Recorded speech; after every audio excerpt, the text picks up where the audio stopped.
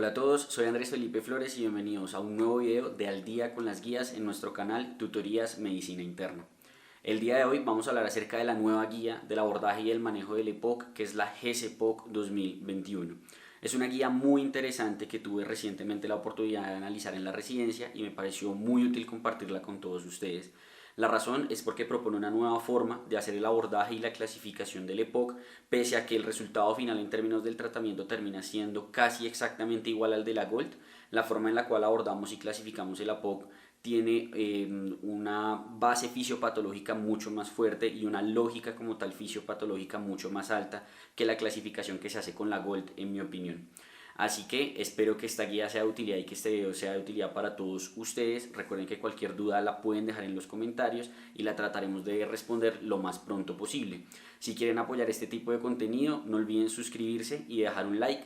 Y los invito a todos a seguirme en mi Instagram, @andresf.med, por donde estoy compartiendo con ustedes mucha información académica, tips de estudio, casos clínicos, entre muchas otras cosas. Así que, no siendo más, vamos adelante con el video.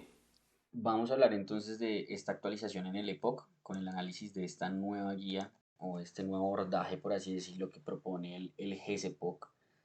Es un abordaje interesante, quizá no muy conocido, pero que a mi parecer tiene un poco más de lógica, en el sentido de que realmente lo que utilizamos en el abordaje se sirve o es de utilidad para el manejo del paciente con EPOC. Es una guía que, si bien digamos, difiere del EPOC en cuanto a cómo aborda y clasifica el paciente, el resultado en términos de manejo suele ser el mismo, pero como les digo, a través de un método que a mi parecer tiene un poco más de lógica, sobre todo fisiopatológica. Entonces, me pareció bastante interesante de analizar y de compartir con ustedes. Entonces, digamos que el GCPOC se organiza a raíz de unos pasos, los pasos en los cuales ellos proponen que se debe analizar como tal el EPOC. Un primer paso que es como tal hacer el diagnóstico de la enfermedad e iniciar todas las medidas generales que se le deben hacer a todos los pacientes que tengan EPOC. Un segundo paso que es estratificar el riesgo en estos pacientes y un tercer paso que es, conforme a la clasificación del riesgo, seleccionar el tratamiento y la nado y además, conforme a los síntomas y el fenotipo clínico, también tener eso en consideración para determinar este manejo inhalado que estamos hablando aquí. Un cuarto paso, donde vamos a hablar acerca de la identificación y abordaje de los rasgos tratables, y esto es quizá algo de lo más novedoso. Los rasgos tratables ya los vamos a explicar más adelante, pero es algo que se venía hablando hace bastante tiempo en EPOC, pero que nunca se había acuñado, añadido como tal a una guía de práctica clínica. Entonces empecemos con nuestro primer paso, que sería el diagnóstico. En el diagnóstico básicamente vamos a hacer una sospecha diagnóstica en todo paciente adulto fumador o exfumador que tenga un IPA mayor a 10 o que tenga exposición crónica a tóxicos inhalados, lo que conocemos como la biomasa, humo de leña y cosas por el estilo. Y que además de este antecedente exposicional tenga una sintomatología respiratoria. La sintomatología respiratoria usualmente dada por disnea, por tos y por producción de esputo. Cuando tenemos una sospecha diagnóstica, la confirmación es espirométrica. Entonces hacemos una espirometría y buscamos una relación FEB1 sobre FBC, un índice de tifenó menor a 0.7, que recuerden que cuando tenemos una relación de FEB1 sobre FBC menor a 0.7, esto nos indica obstrucción. Y lo que nos confirma como tal el EPOC es que esta obstrucción sea fija, no sea reversible, es decir, que no responda al broncodilatador. Yo le aplique el broncodilatador a mi paciente y, pese al broncodilatador, esta relación persista por debajo de 0.7. Hay que tener en cuenta que este índice de tifeno tiene sus limitaciones, como que subestima el diagnóstico en los jóvenes y lo sobreestima en los ancianos, porque fisiológicamente el anciano pierde esta relación, va disminuyendo como tal esta relación entre el volumen expiratorio forzado en un segundo y la capacidad vital forzada. Y recuerden que pues no solo con una obstrucción fija se diagnostica el EPOC, sino, como habíamos mencionado antes, requiere una sintomatología y unos factores de riesgo previos. Una vez se diagnostica el EPOC, a todos se les adaptan medidas generales que básicamente, ¿qué es? Evitar aquellos factores de riesgo. No fumar, evitar el humo de tabaco, evitar la polución y, por supuesto, hacer todas las medidas de iniciar medidas de control respiratorio, medidas de control de sintomatología, entre muchas otras cosas. Y algo que también me pareció bastante rescatable o novedoso, que es discutible, creería yo, es que recomiendan que a todos los pacientes con EPOC se les tomen los niveles de alfa 1 antitripsina. Inicialmente cuando vi esta recomendación pensé que era porque tal vez la alfa-1 antitripsina iba a tener algún tipo de repercusión sobre mortalidad, algún nuevo tipo de marcador, pero realmente no, es buscando per se el déficit de alfa-1 antitripsina. En casi el resto de las bibliografías que uno puede leer de POC no se recomienda de forma rutinaria la toma de este paraclínico, sino que se recomienda es usualmente cuando hay sospecha, un paciente joven con un enfisema panacinar, muchas veces sin antecedente exposicional, etc. Bueno, una vez establecemos el diagnóstico, lo que continúa entonces es estratificar el riesgo. Y para estratificar el riesgo, lo que vamos a hacer es estratificarlo en bajo y en alto. Aquí entra ya la diferencia con el Gold, en donde ya no vamos a hablar de Gold A, B, C y D, porque el Gold A, B, C y D era algo que muchas veces era confuso, no se sabía muy bien cómo utilizar y no se sabía muy bien cómo aplicarlo a la clínica. Y además el Gold también hacía una clasificación de obstrucción con el FEB1 que no entraba a formar parte del Gold y realmente terminaba siendo una clasificación que no servía para nada en el manejo. Entonces la guía española dice como no venga, tenemos que hacer algo en donde realmente las clasificaciones que utilicemos sirvan para algo. En medicina interna somos fanáticos de utilizar clasificaciones y pues esas clasificaciones tienen que estar validadas, pero también tienen que servir para algo. Si yo hago una clasificación únicamente porque sí, pues nada, eso no beneficia en nada al paciente, no es ningún conocimiento adicional que yo debería tener. Entonces, ellos estadifican en bajo y alto riesgo y para eso utilizan tres variables. Miran si el paciente es un exacerbador, entendiendo esto como dos o más exacerbaciones ambulatorias sin requerimiento de hospitalización o cualquier exacerbación hospitalaria, esto en un tiempo de un año. ¿Listo? Miran el FEB1 en donde dicen que debe ser mayor al 50%, si es menor al 50% indica alto riesgo, y miran el valor de la disnea, un MMRC de 2 o más también va a indicar un alto riesgo. Entonces, básicamente, ¿por qué es importante esto? Porque conforme al riesgo, yo voy a valorar la necesidad de las intervenciones terapéuticas en estos pacientes. Muy importante aclarar, si no ha quedado claro, para que sea de bajo riesgo, el paciente debe tener estas tres negativas. No debe ser exacerbador, no debe tener un FEB1 comprometido por pues, menor de 50 y la disnea, conforme al MMRC, debe ser grado 0 o grado 1. Si cumple con cualquiera de estos, con cualquiera de los tres, sería una estratificación de alto riesgo. Entonces aquí tenemos un resumencito. Paciente que le diagnostico el EPOC, una vez lo diagnostico lo estratifico y para el riesgo bajo se deben cumplir todos los criterios como mencionábamos y para riesgo alto con cualquiera de los tres criterios lo estadificaríamos en riesgo alto. Esta valoración es importante saber que tiene una validación, no es algo que se haya inventado la guía española de por sí ni nada, sino que realmente tiene una validación pronóstica, ya que de forma independiente cada una de estas tres variables, la disnea, valorada por el MMRC, la obstrucción al flujo, valorada por el FEB1, y la cantidad o el riesgo de exacerbaciones del paciente, se asocian de forma independiente cada una de ellas con una mortalidad a 60 meses. Muy importante. Y específicamente en términos como de fuerza de asociación, es mayor la asociación de la función pulmonar posteriormente de la disnea y de último las exacerbaciones. Las exacerbaciones es algo que siempre hemos hablado en EPOC, paciente que se exacerba tiene riesgo de volver a exacerbarse, le aumenta la mortalidad, pero fíjense cómo la disnea y la función pulmonar, que sería el BEF1, pueden incluso ser mejores marcadores que la exacerbación para determinar el riesgo de que un paciente se muera como tal del EPOC. No hay una relación clara con exacerbaciones ambulatorias, es decir, el número de exacerbaciones ambulatorias no se evidenció en este estudio por lo menos que tuviera una relación con la mortalidad y la relación de la mortalidad es precisamente de causa pulmonar. De todas estas, y particularmente el FEB1, además de relacionarse con mortalidad de causa pulmonar, también se relacionó con mortalidad de causa cardiovascular y fíjense cómo esto es de forma estadísticamente significativa. Entonces es importante tener en cuenta eso, sobre todo por lo que les decía, el GOLD nos habla de GOLD 1, 2, 3, 4 conforme al FEB1, pero nunca nos dice eso para qué lo utilizamos y cómo realmente yo puedo aplicar eso a mi práctica clínica, mientras que aquí sí lo vamos a hacer, ya que como vamos a ver, el manejo y la selección del tratamiento va a depender precisamente de esa clasificación del riesgo. Entonces, mientras que en la Gold yo podía tener un Gold A con un FEB1 en 30% y lo manejaba como un Gold A, acá eso no va a suceder. Entendemos que el FEB1 del 30% implica un mayor riesgo y por ende requiere una mayor intervención terapéutica. Entonces, ¿qué vamos a hacer en los pacientes que clasificamos como bajo riesgo? Muy importante, no van a requerir manejo oral, no van a requerir manejo antiinflamatorio y únicamente se va a hacer un manejo basado en broncodilatadores que en su gran mayoría van a ser de larga acción. Podemos llegar a considerar corta acción como monoterapia únicamente en escenarios de pacientes muy controlados sin ningún tipo de factor de riesgo. De resto, lo mejor es utilizar broncodilatadores de larga acción. Y en monoterapia no es necesario iniciar biterapia ni nada por el estilo. Monoterapia, recuerden que tenemos LABA y que tenemos LABA. Realmente en este escenario de bajo riesgo es un paciente que no es exacerbador y aquí da lo mismo que utilice el LAMA o el LABA. ¿Por qué? Porque tanto el LAMA como el LABA son equiparables en términos del manejo de la sintomatología de los pacientes. Sin embargo, el LAMA, perdón, el antimuscarínico de larga acción es superior al LABA en los escenarios de prevención en pacientes exacerbadores de que se vuelvan a exacerbar. Entonces, por eso digamos que puede dar lo mismo, aunque hay cierta predilección hacia utilizar los antimuscarínicos de larga acción. Si el paciente pese a esta monoterapia continúa asintomático, no logramos mejoría sintomatológica, en estos pacientes el siguiente escalón terapéutico va a ser la combinación de LAMA más LABA, en cuyo escenario ha demostrado una mejoría como tal en reducción de síntomas, mejoría de los síntomas, calidad de vida, reducción también de mortalidad.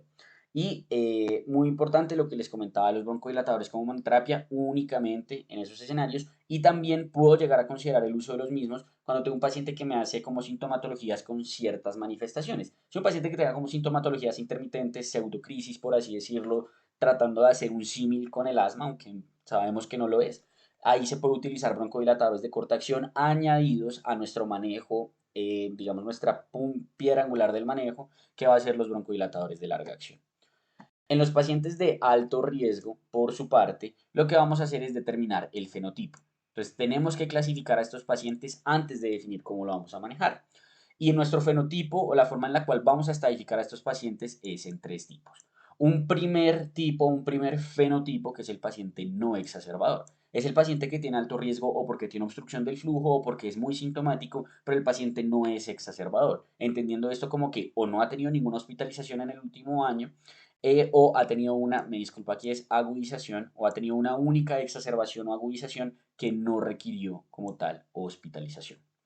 Ahora, nuestro segundo fenotipo va a ser el exacerbador no eosinofílico, que es el paciente que tiene dos, nuevamente mil disculpas, dos exacerbaciones que no requieren hospitalización o cualquier exacerbación que requiera de hospitalización.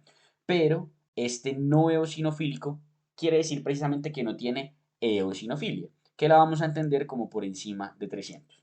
Algo muy importante es que muchas veces no hay claridad en cuanto a estas dos exacerbaciones que no requieren hospitalización. ¿Cómo debe ser la relación temporal entre ellos? Si un paciente se exacerba y al mes se rehospitaliza, ¿cuenta o no cuenta como dos exacerbaciones separadas? Hay algunos que hablan de que esto indica dos ciclos de corticoides completos separados, porque esto indica que hubo exacerbaciones diferentes. Y en términos temporales, lo que propone el GSPOC es que debe ser por lo menos 4 semanas desde la resolución de la primera exacerbación a la segunda, o 6 semanas desde el inicio de los síntomas de la primera exacerbación. Y este, digamos, sería el exacerbador no eosinofílico. Y el exacerbador eosinofílico, que es nuestro tercer fenotipo, va a ser el paciente que cumple con los criterios de exacerbador, pero además va a tener una eosinofilia que, como habíamos dicho, es superior a 300. Y aquí hay un punto muy importante que hace el GSPOC, y es decir, oiga, antes siempre decíamos como si el paciente con EPOC que tiene unos eosinófilos mayores a 300 seguro tiene un overlap de asma con EPOC. Ellos dicen, no, vamos a quitar eso, vamos a quitar como esa presunción o esa afirmación que se realiza en este tipo de pacientes, y no va a ser igual el overlap a un paciente con EPOC exacerbador eosinofílico. ¿Por qué? Porque para que el paciente cumpla con los criterios del overlap, debe cumplir los criterios diagnósticos, tanto del EPOC como del asma. No solamente debemos ver el componente eosinofílico, que recuerden que el punto de esto, o la razón por la cual se hace como esta relación de que puede ser un overlap, es que la eosinofilia o los eosinófilos son los principales implicados en la fisiopatología del asma, y entonces están muy relacionados con los fenómenos atópicos, cosa que no es característica de la fisiopatología del EPOC, en donde la cosa se relaciona más con lo que sería la parte de remodelación de vía aérea, inflamación, bronquitis crónica y fibrosis de todo lo que es la vía aérea. Entonces, importante tener eso en cuenta. Otra cosa importante es que muchas veces esta clasificación de si el paciente tiene una eosinofilia, que como algunos ya sabrán y si no ya veremos, indica la colocación de los corticoides inhalados, se hacía en el momento de la exacerbación. Y realmente ahí eso no es útil porque ahí los eosinófilos muy probablemente estén elevados como parte de la respuesta inflamatoria propia de la exacerbación del EPOC.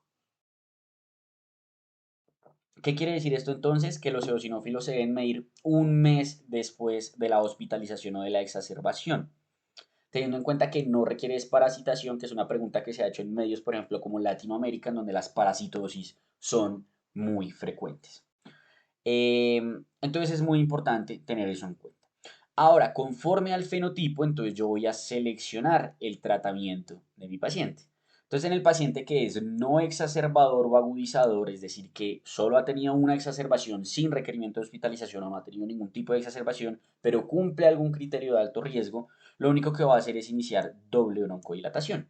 Es decir, voy a iniciarle un beta agonista de larga acción con un antimuscarínico de larga acción. Idealmente una presentación que venga combinada para aplicación de una sola vez al día. Ejemplo, umeclínio bilanterol o algo por el estilo.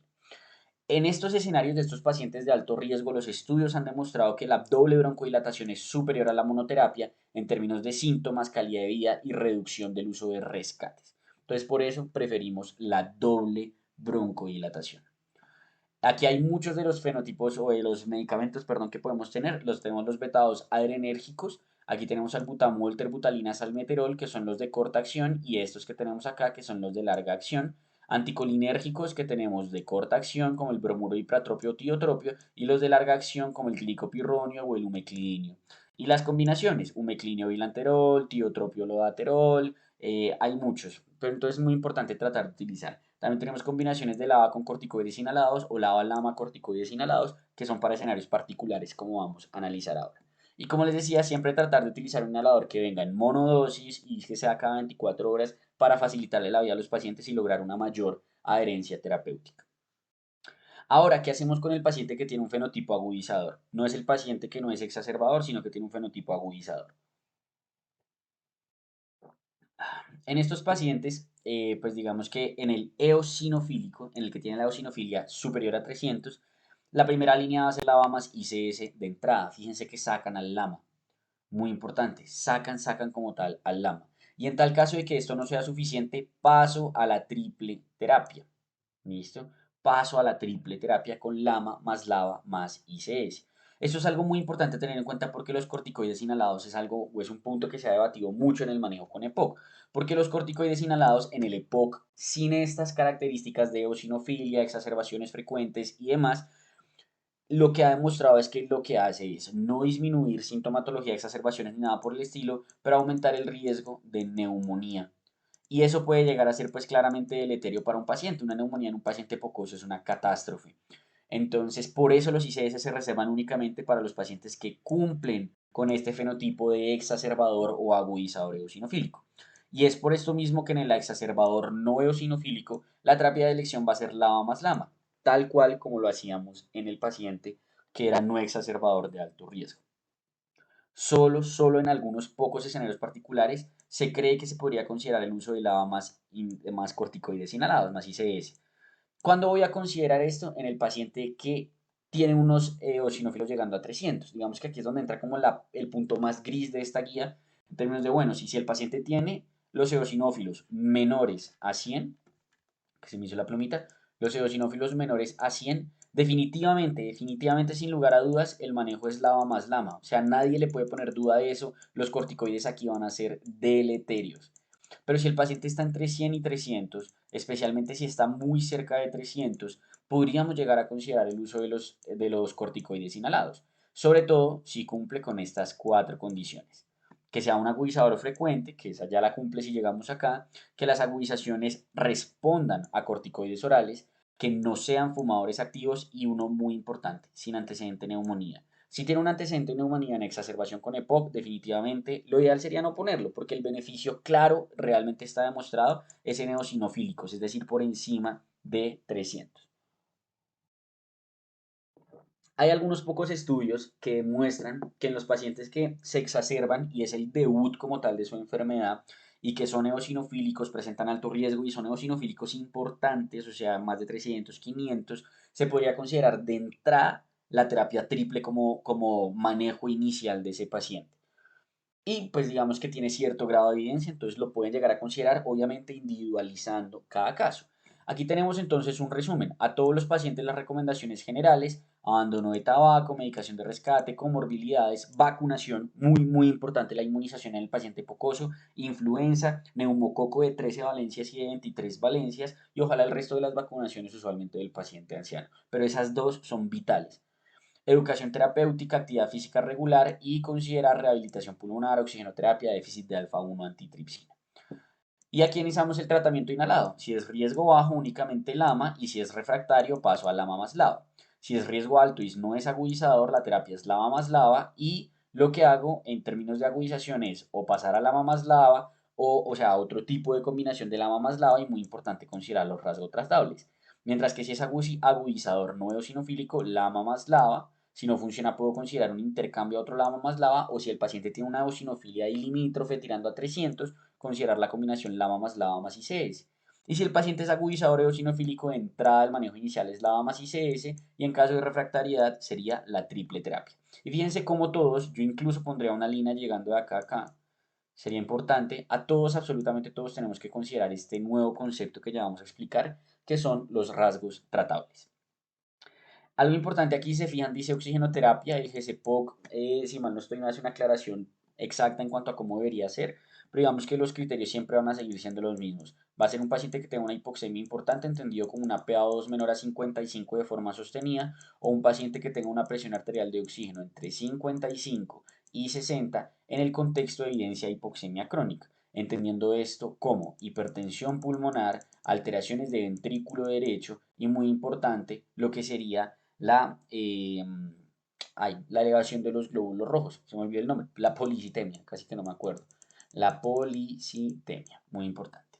Entonces hablemos de este concepto de los rasgos tratables, que es, como les digo, quizá lo más novedoso. Los rasgos tratables se definen como características clínicas, fisiológicas o biológicas que se pueden identificar mediante pruebas diagnósticas o biomarcadores y que tienen un manejo específico. Como tal, podríamos como diluir esto en que sí o sí un rasgo tratable debe ser, uno, clínicamente relevante, es decir, que debe impactar en el EPOC en términos de hospitalizaciones, de exacerbaciones, de sintomatología o de mortalidad.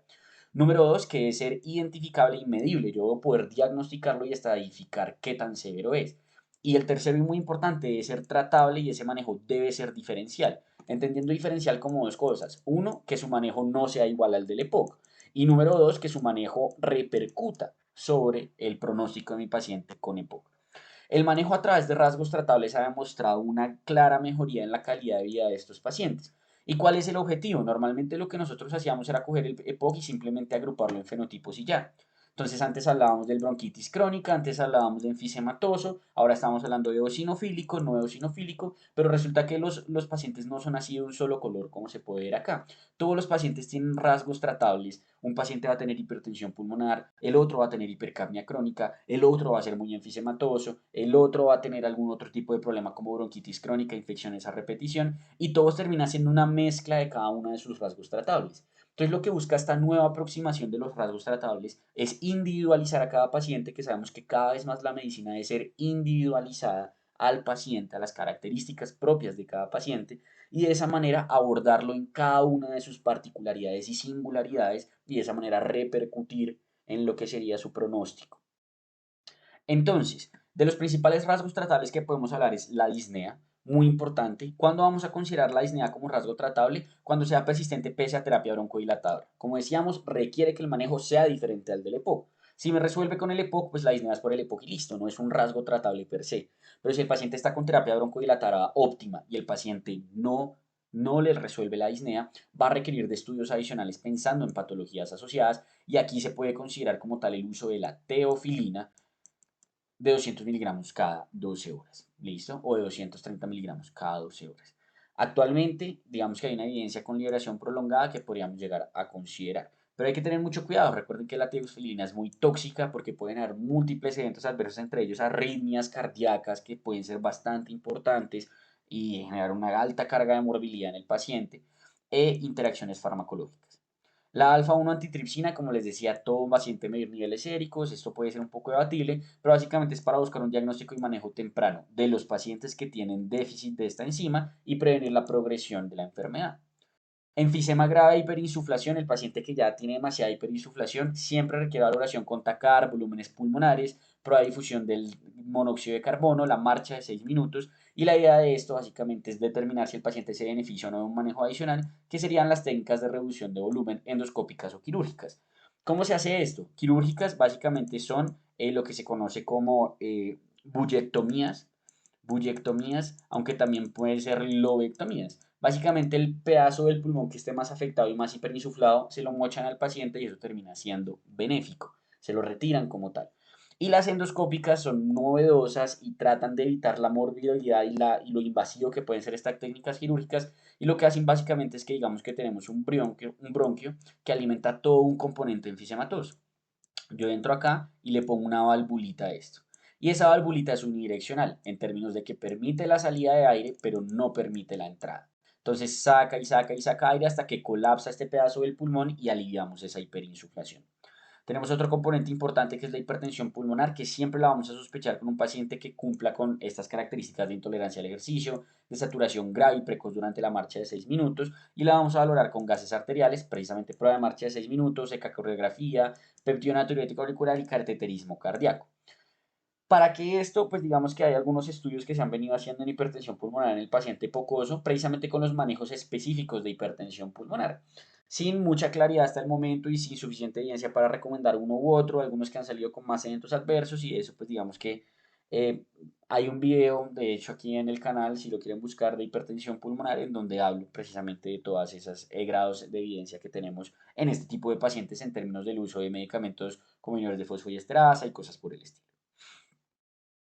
Insuficiencia respiratoria, que es el paciente, aquí está como les decía, básicamente es la indicación de oxigenoterapia, PA2 menor a 55, 55 a 60 con insuficiencia cardíaca derecha, hipertensión pulmonar o policitemia, que estos pacientes requieren oxigenoterapia. Recuerden que la oxigenoterapia es quizá de los únicos manejos que ha demostrado disminución de mortalidad en el paciente con EPOC. Entonces, muy importante, siempre, siempre considerar cuando el paciente realmente la necesita, administrársela por lo menos unas 15 horas al día. Hipercapnia crónica, que es el paciente que persiste hipercápnico 2 a 4 semanas después de un episodio de una IRA tipo 2 o una insuficiencia respiratoria hipercápnica. Muy importante diferenciar del overlap con el asma y demás, y de la insuficiencia respiratoria crónica atribuible únicamente a lo que sería el EPOC. Sí, digamos que sería como aquí toca buscar otro tipo de patologías asociadas o ya un componente obstructivo demasiado severo.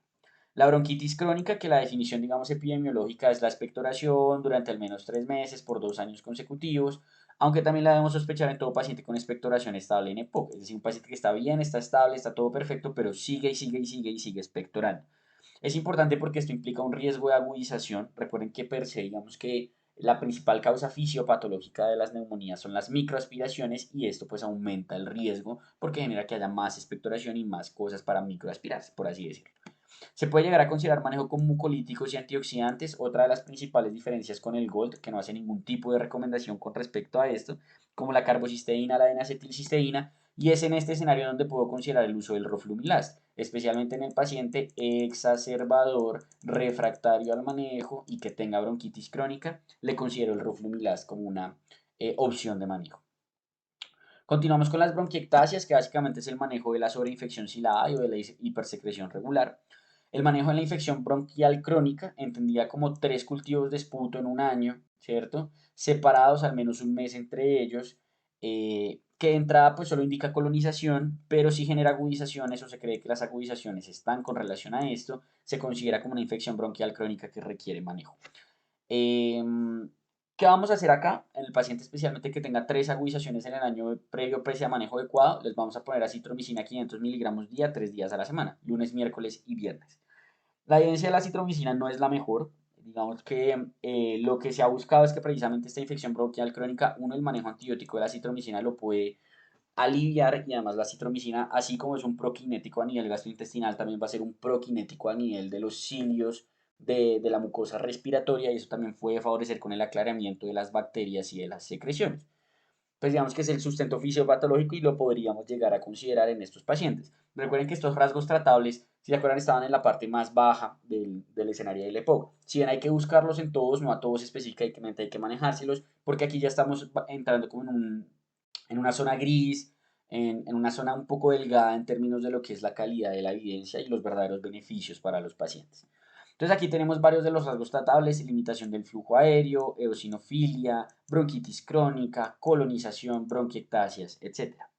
Pero los rasgos tratables no son únicamente pulmonares, también tenemos rasgos tratables extrapulmonares que siempre, siempre, siempre los debemos considerar. Y uno vital e importante es la adherencia al manejo. Un paciente exacerbador frecuente muchas veces puede tener este problema, no es adherente al manejo. Y tenemos algo que es un poco novedoso, que es básicamente un score para valorar precisamente la adherencia al manejo, que es el TAI test, que ya les voy a mostrar qué es. ¿Cómo prevengo esto? Uno, identificándolo con el TAI test. Dos, incluyendo a los pacientes de forma temprana en programas de rehabilitación pulmonar. Entonces aquí tenemos el TAI test, que hay dos versiones, uno de 10 ítems y otro de 12 ítems, en donde es así básicamente: en los últimos 7 días cuánto olvidó tomarse el inhalador, cuando está de vacaciones deja de tomarse su inhalador, y fíjense que aquí dice buena adhesión, adhesión intermedia, mala adhesión, conforme a la puntuación del de 10 puntos, y el de 12 nos da un beneficio, y es que nos dice en cierto modo cuál es la razón del incumplimiento. Es error humano, por así decirlo, es de forma inconsciente del paciente, o es un incumplimiento deliberado. O sea, el paciente no se quiere aplicar esa vaina. Y aquí tenemos varios de los rasgos extrapulmonares tratables, como el descondicionamiento físico, la obesidad, la caquexia, los síndromes obstructivos como apnea obstructiva del sueño o sí, algo por el estilo, enfermedades cardiovasculares, gastroesofágicas y así sucesivamente. Aquí tenemos otros muy importantes que son riesgos ya no tanto como patológicos, sino más bien de estilo de vida, como el tabaquismo, como la exposición a polución, agentes, digamos, sensibilizantes, percepción de la sintomatología, entre otras. Y por último, lo último que nos dice el GCPOC después de esto de diagnosticar, estratificar, aplicar manejo conforme a estratificación y verificar rasgos tratables, es controlar al paciente en términos de si va bien o no, porque si no, yo cómo puedo saber si tengo que pasar al siguiente escalón terapéutico que hablábamos o cosas por el estilo. Entonces, para eso utilizamos este cuestionario clínico de control del EPOC que nos ofrece el GCPOC, que básicamente es cómo se encuentra usted desde la última visita, si ha presentado síntomas, cuál es el color del esputo, cuántas veces utilizó rescate, cuánto tiempo en promedio ha paseado el fin de semana, cuál es la disnea actual, y conforme a eso podemos clasificar al paciente en estable o inestable, y podemos clasificar al paciente en un bajo o en un alto impacto de la enfermedad. Y si el paciente es estable y tiene un bajo impacto, está controlado, mientras que si el paciente es inestable o es de alto impacto, el paciente no está controlado. Entonces fíjense que es una aproximación interesante, que a fin de cuentas, si ustedes la comparan con el EPOC, si cogen un paciente y lo clasifican en el GOLD y cogen un paciente y lo clasifican en GCPOC, muy probablemente van a llegar al mismo manejo, casi que en todos los casos. Pero esta es una aproximación que quizá tiene un poco más de lógica y de sustento fisiopatológico, y es un poco más organizada en términos de que todo lo que hacemos realmente va a influir en términos de cómo voy a manejar al paciente. Y por eso pues me pareció bastante interesante compartírselas y para que estén actualizados con este segmento de Al día con las guías. En el link de la biografía, en el link de este video, en la descripción de este video, les dejo la guía y les dejo otros artículos ahí relacionados en donde pueden leer cosas precisamente de esta nueva guía. Eh, y nada, espero que les haya gustado. Cualquier duda que tengan, déjenla en los comentarios y la responderemos lo más pronto posible.